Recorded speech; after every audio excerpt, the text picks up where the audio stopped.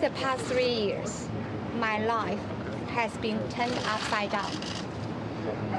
It was disruptive time for me as a mother, a wife, and a company executive. But I believe every cloud has a silver lining. It really was an invaluable experience in my life.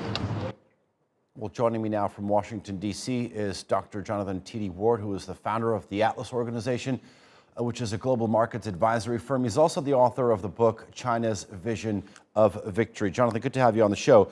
Let's talk about the political angle here. I mean, I suppose this deal was reached as President Joe Biden and his China's counterpart, Xi Jinping, are sort of seeking to minimize signs of public tension.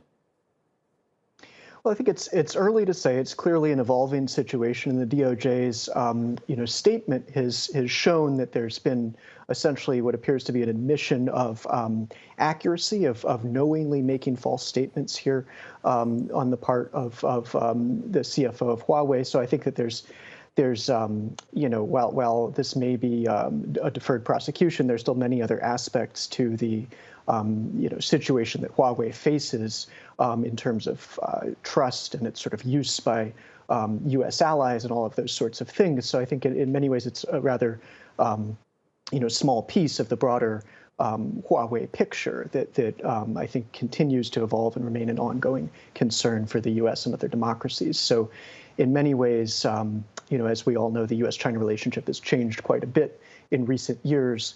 But there are many, many moving parts here, and I believe this is, even in the Huawei saga itself, there are many more pieces that are far from being resolved. Let's talk about another chapter in this saga. Soon after Meng Wanzhou was arrested, China detained 2 Canadians, both named Michael Spavor and Michael Korvig. They were charged with espionage. What do you think China's likely to do with them?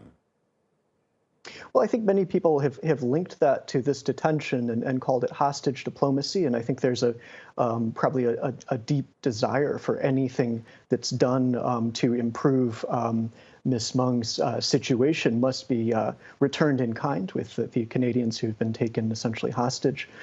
So I imagine that there will be at least a great, international desire for that to be resolved if this situation is being resolved by way of a deferred prosecution. We are expecting Meng Wanzhou to actually leave Canada and head back to China, but she may be freed. But what happens with Huawei? I mean, you said there were a lot of moving parts. This is by means over. I mean, it's not done and dusted, is it?